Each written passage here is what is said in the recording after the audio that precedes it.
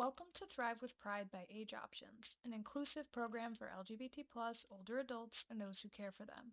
This is the recording of a live event held on Zoom, which included a Q&A segment that was not recorded. This month, we welcomed Britta Larson, Pride and Aging Director from Center on Halsted, to present on navigating senior living options. Please see the video description below for a PDF of her slides and other helpful resources.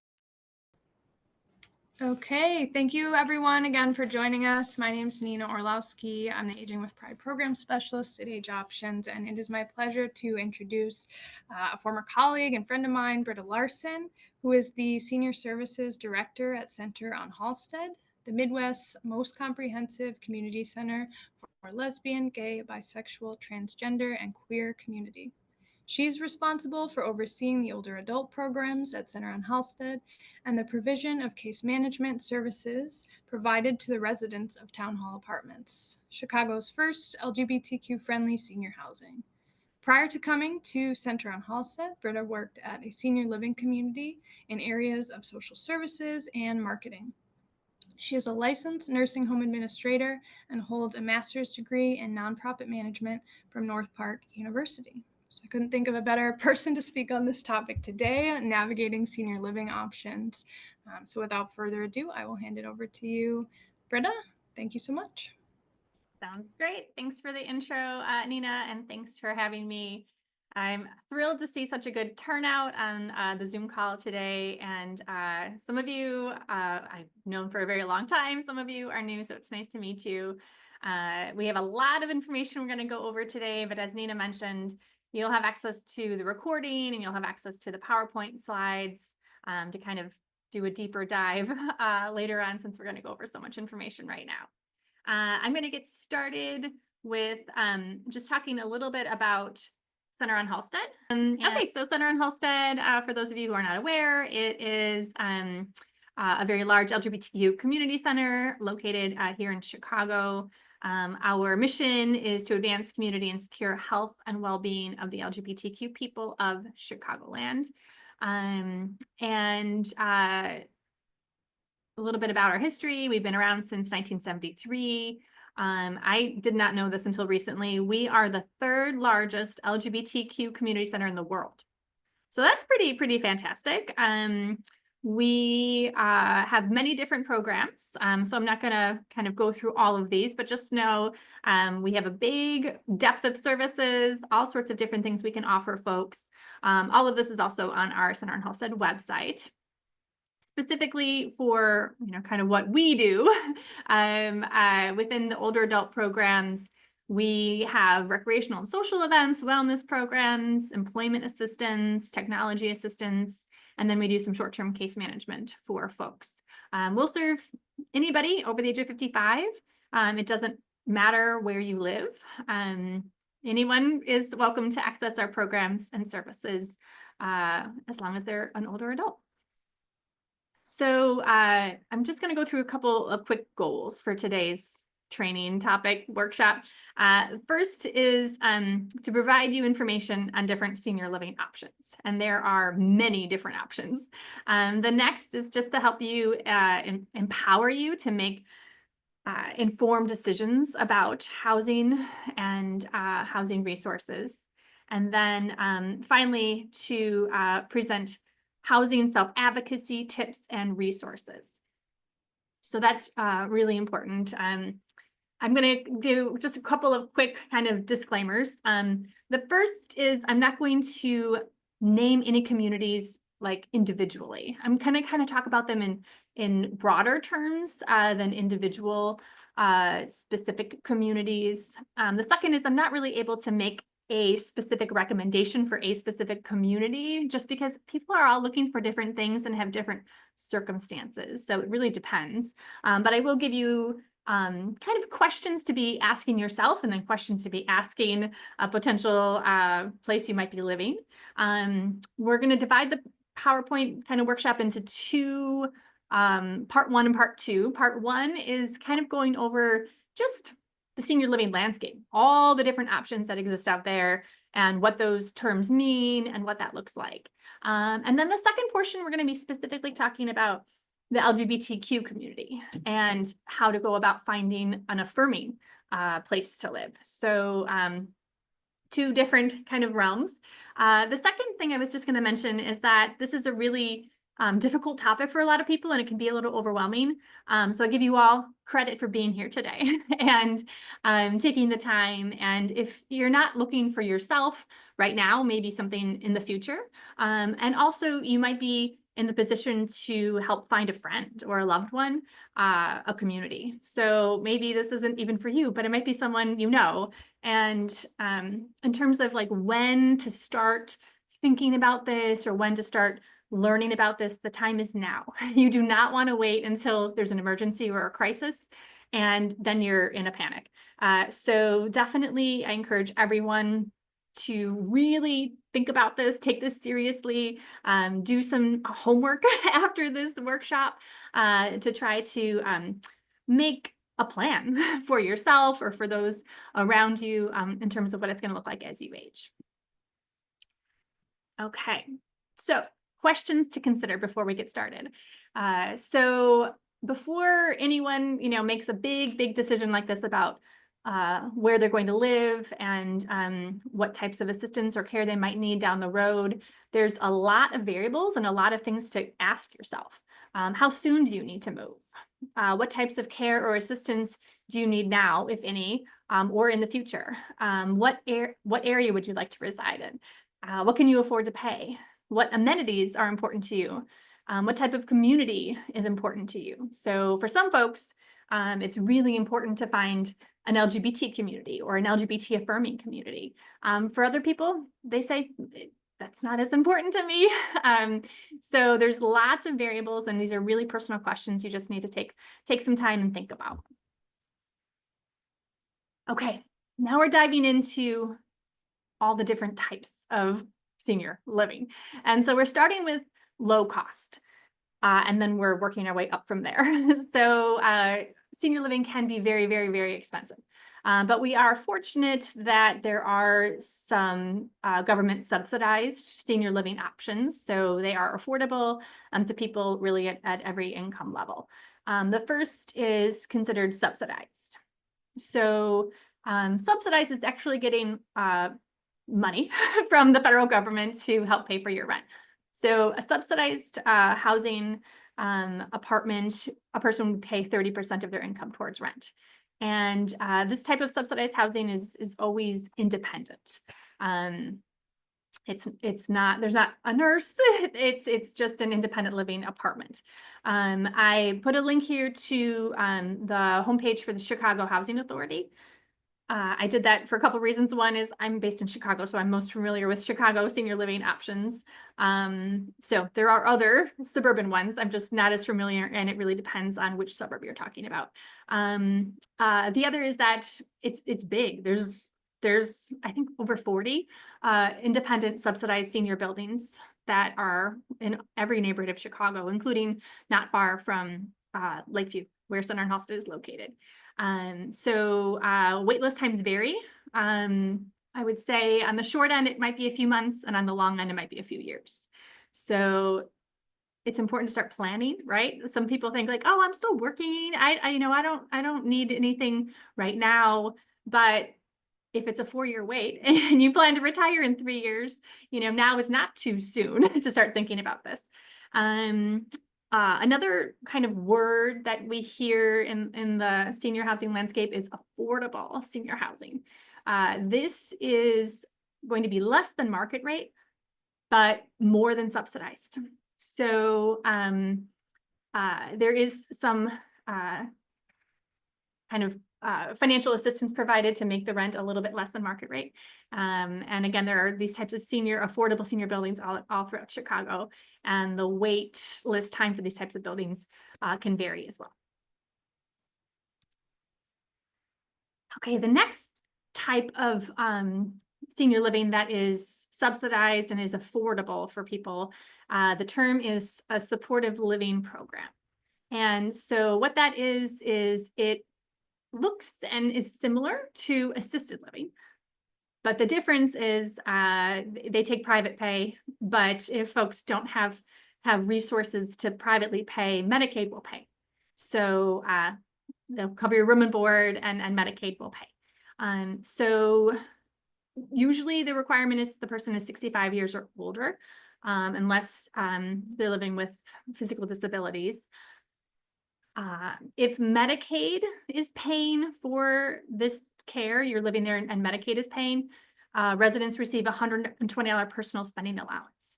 So what that means is all of the income you are getting is turned over to the community to help pay for the cost of your care.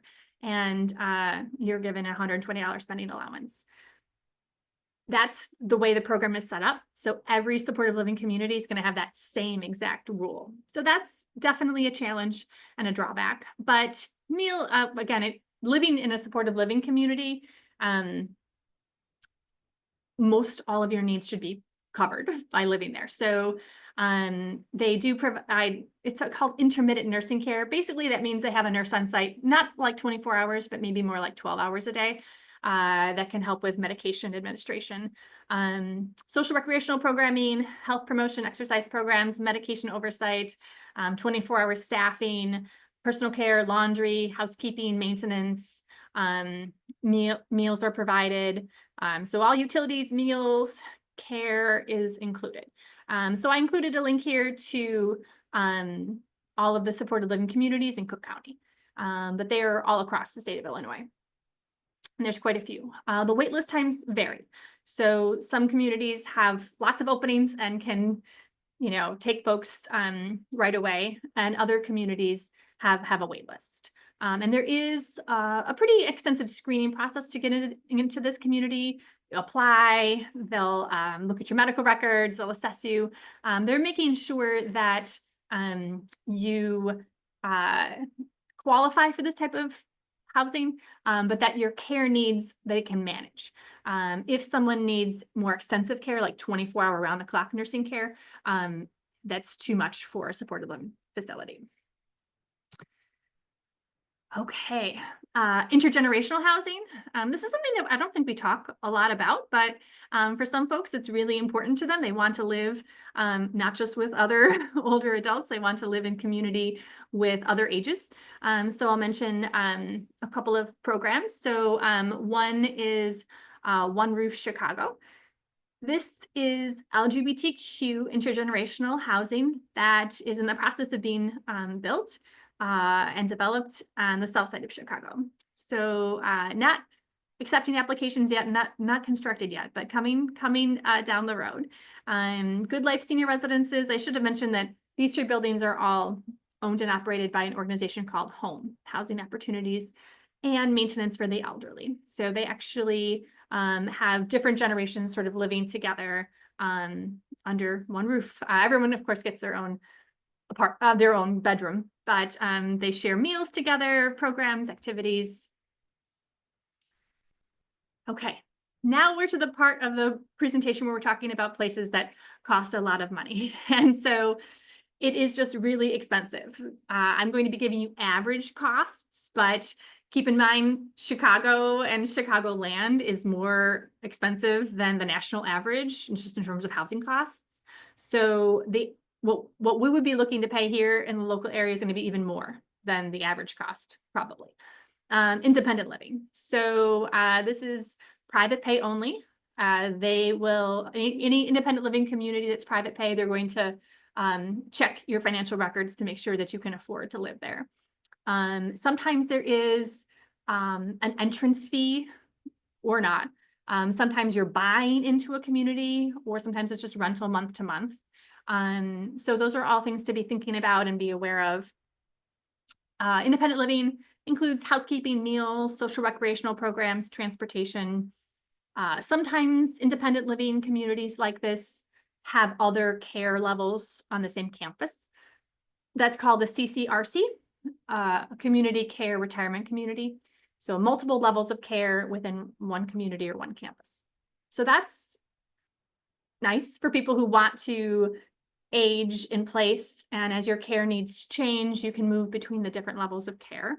But again, it is very expensive. Assisted living. So assisted living is private pay only.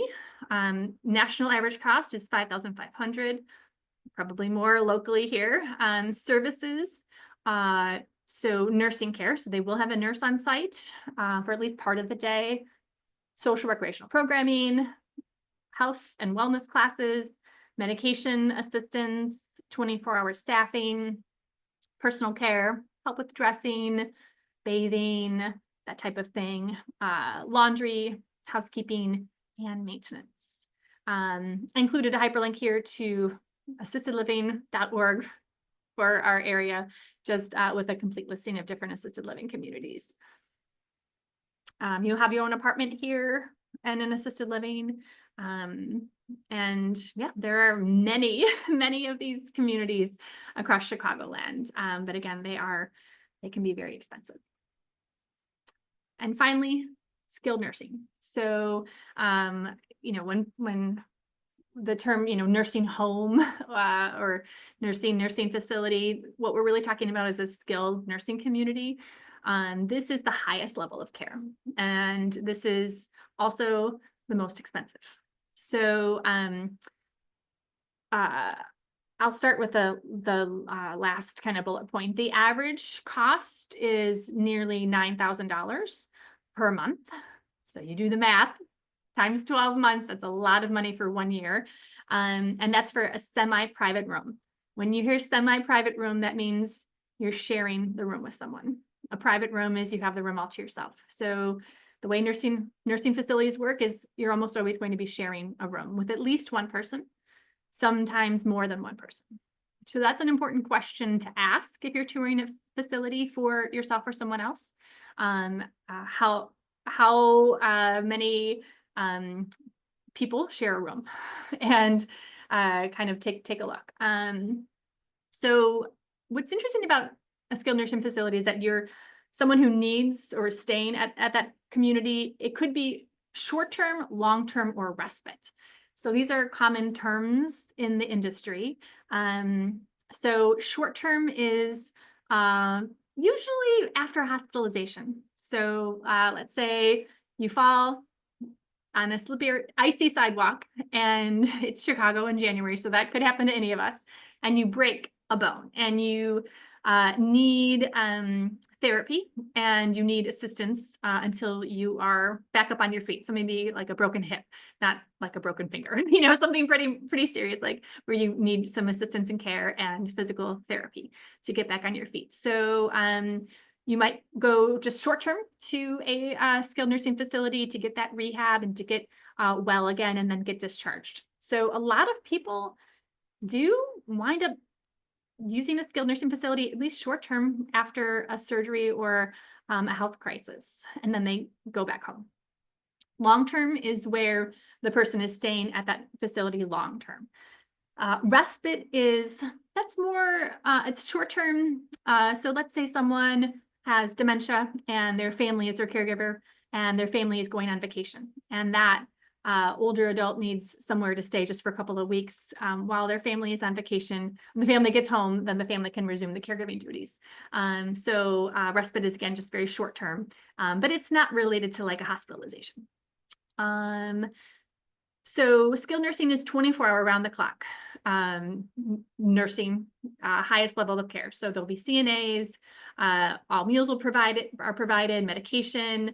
Often skilled nursing facilities provide physical therapy, occupational therapy, speech therapy, all the therapies that are required by doctor's orders for that type of care. So what happens if someone is not able to pay $8,928 a month for this type of care? If it's a short-term stay and it's because you were just in the hospital, Medicare might pay for most of that stay. There are lots of rules around that. I'm not going to get into the weeds here, but it's very common. You need physical therapy after hospitalization. Medicare might pay for a short-term stay. Anyone who's long-term, the only choices for paying for that would be private pay, Medicaid, or kind of a caveat, long-term care insurance if people have purchased long-term care insurance and have that. So Medicaid will pay for the cost of a skilled nursing facility. Just a couple quick slides on your rights as a resident in a long-term care facility. So there are, I'm not going to read them all now, but there are things that residents can expect in the context of care. So how they should be treated, how grievances are handled, the rights around confidentiality, because as I mentioned, a person's probably sharing the room with at least one other person. So privacy is important. So there are rights and protections in place. It's important to know your rights. And there's another thing that a lot of people aren't aware of, but it's a great resource. It's called the Long-Term Care Ombudsman. So an ombudsman is basically someone who can be your advocate. The ombudsman program in Illinois covers skilled nursing facilities, supported living facilities, assisted living facilities, intermediate care facilities, and specialized mental health and rehabilitation facilities. So if you have a problem or an issue with a community or something that's happening, you can call the ombudsman in. It's completely confidential. The ombudsman will not address your complaint or your grievance with the community or with staff there without your permission. So you are in the driver's seat. They will only kind of advocate in a way that you want them to. So it's a good resource to know it exists. Here are a couple more hyperlinks to learn more about estimating the approximate cost of long-term care, knowing your rights, an ombudsman contact list, and a nursing home checklist. So again, some really good resources for you to dive into later if you are interested. So the process of even finding a skilled nursing facility, how do I do that? How do I know which ones are good? How do I know which ones are in my neighborhood, or which ones work with my payer source? Medicare, Medicaid, private pay. So Medicare.gov is a good resource for this. So if you go to Medicare.gov, you can compare skilled nursing facilities. So this is what a screenshot of the webpage looks like, where you can type in the name of a facility if you know exactly which one you want to look up, or you can type in a geographic area if you just want to look at a bunch of ones, and then you'll see this like star rating. So 5 stars is the best, 1 star is the worst. And facilities have a general star rating. And then if you click on the community, you can drill down and see more details around that rating. So facilities are inspected annually, and you can actually see the inspection report to see if they got in trouble for violating any of the rules that they're supposed to follow. Some of the, I'll just a disclaimer, I mean, the star rating gives you at least a place to start and to think about this, but it's not a perfect scoring system. And some of the ratings, the communities can like self-report. It's not double checked. So they can self-report on certain aspects of this, of these measures. But I think another rating that you can see here is there's staffing ratio. So there's a minimum staffing level that all skilled nursing facilities are required to have. And a lot of communities, to save money, they just go with the minimum, the minimum that's required. And other communities will have a better staffing ratio, but that's going to be more expensive because the biggest cost at a nursing facility is staff. But there's a direct correlation between having more staff and having better care. So something to think about, something to research, and something to ask when you tour a facility. Start your search kind of on the web and looking into different communities, but definitely go and tour all of these places. Any place that you are remotely thinking about maybe needing for yourself or for someone else now or in the future, go take a look. Go talk to their staff, go ask questions. I would encourage, I would encourage, I think they would probably prefer you schedule an appointment in advance, but I would maybe just drop in and see, what it looks like when you kind of just pop in and see if they can give you a tour unannounced. I encourage you to, sometimes they'll show you like maybe just like the first floor of a skilled nursing facility, and that floor has been remodeled, but floor 2, 3, 4, and 5 have not been remodeled, and they won't show you that to you, but that might be where you wind up living. So tour all the floors, look to see what the shower rooms and the bathrooms look like. Don't let them only show you certain things that they want to show off. Ask to see the full community. All right, so in our final 15 minutes here or so, we're going to move to talk about finding care that's LGBTQ affirming.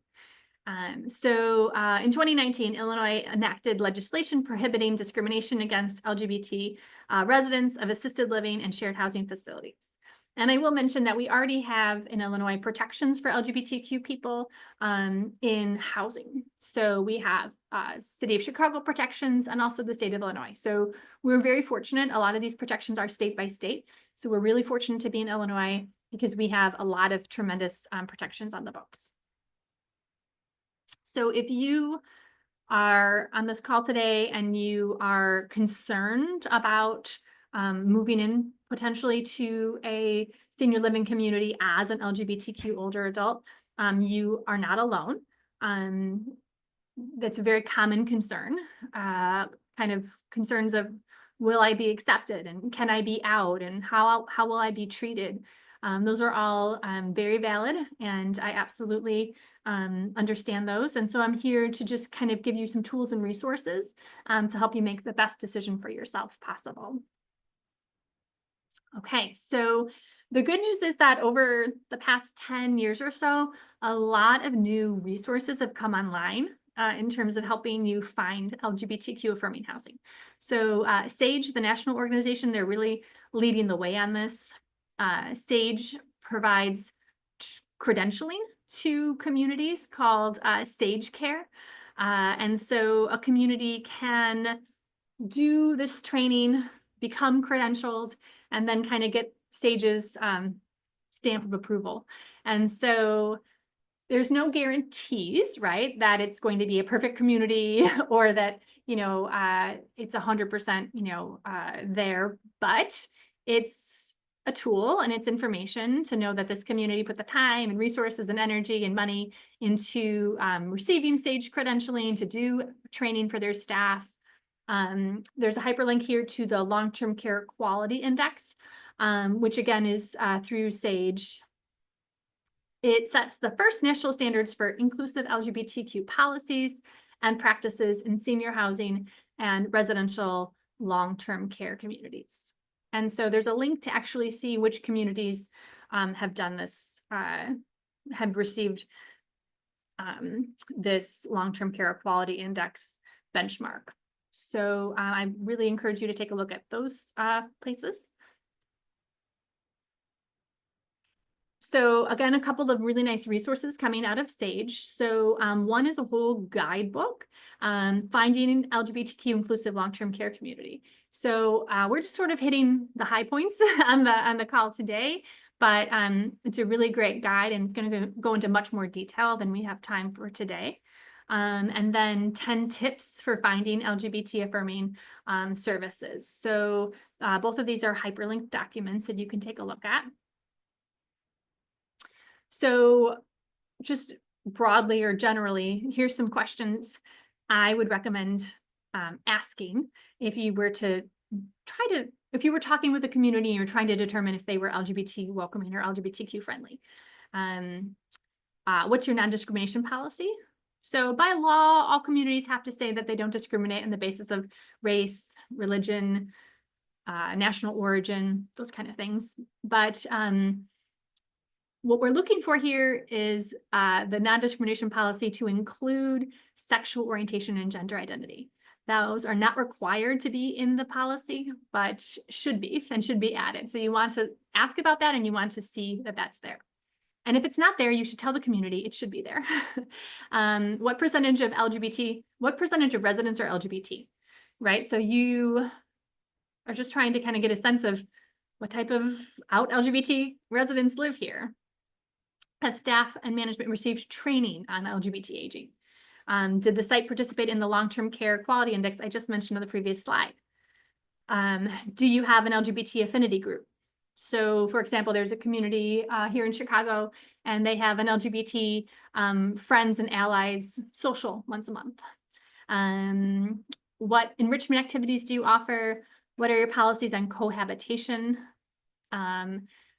So what you're wanting to see there is that, you know, a same-sex couple can choose to live together and share a room, whether it be in a skilled nursing facility or an independent or assisted living facility.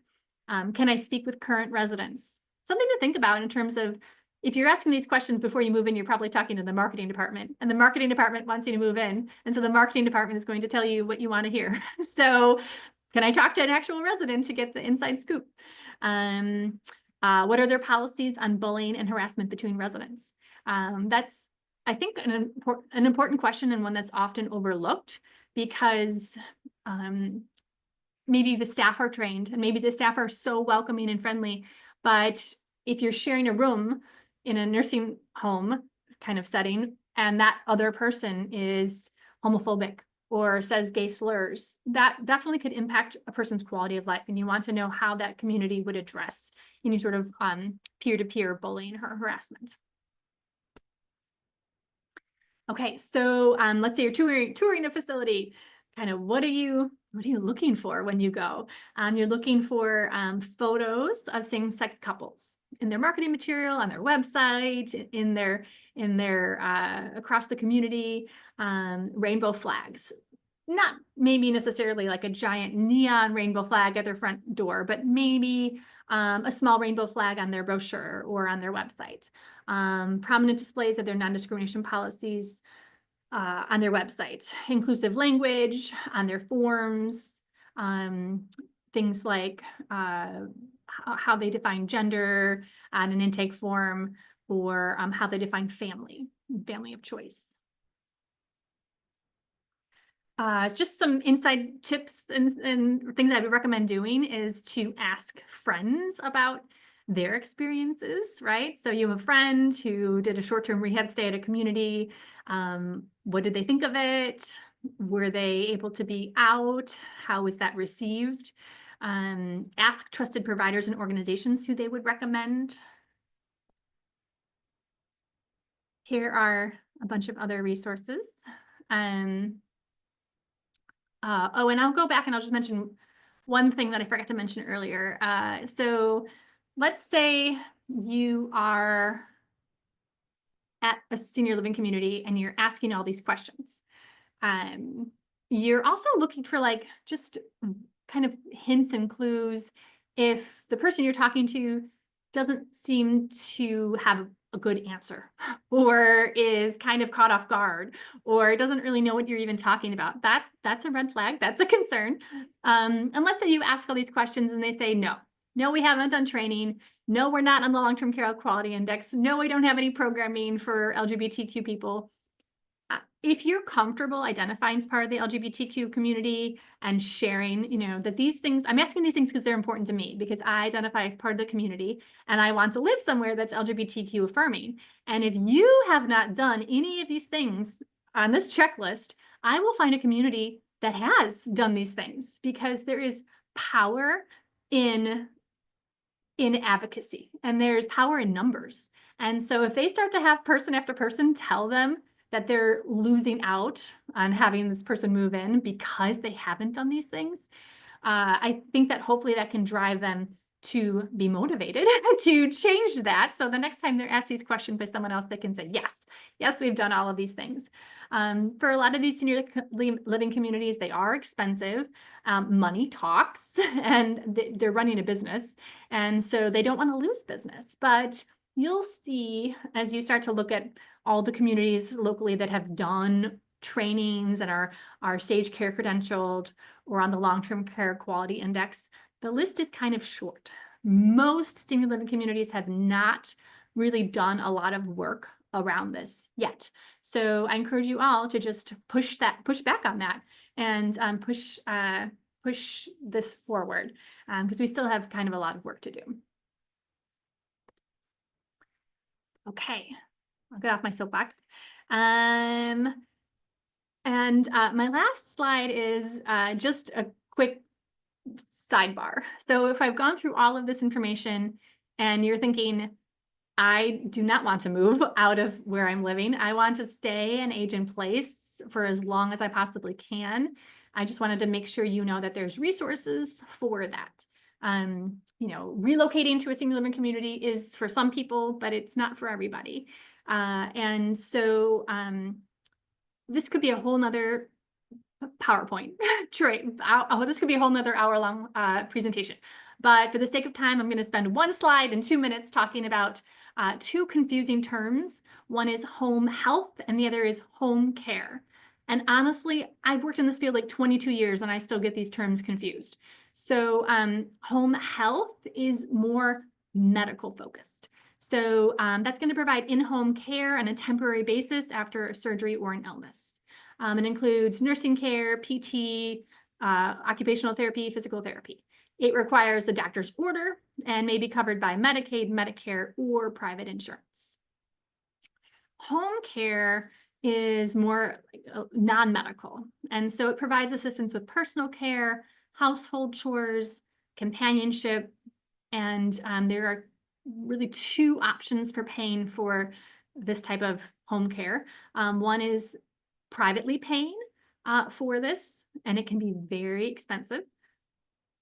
Maybe a little bit less expensive than moving into a skilled nursing facility, but still expensive depending on how many hours you are needing help daily or weekly.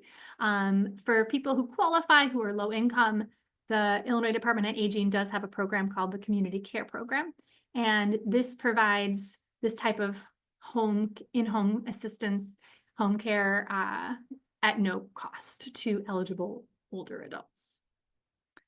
The age is 60 and over to qualify for the community care program. So that's a lot. That's a lot of information I just went over with you.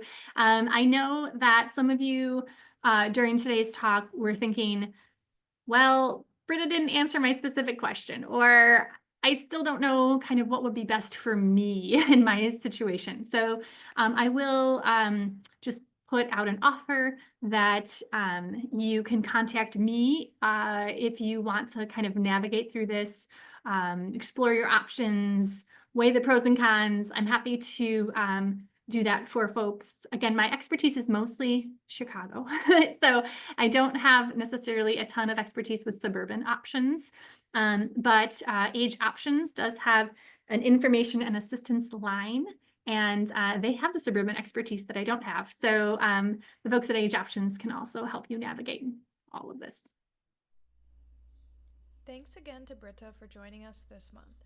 Don't forget to check out the video description below for slides from her presentation and other helpful resources. We invite you to join us next month for a virtual fireside chat with our 2025 Thrive Cafe leaders. Learn more about their organizations, the work they do, and how you can stay connected. We'd love to become familiar faces and resources for you. Sign up for email reminders of all future events at www.thrivingwithpride.org. Thanks for watching.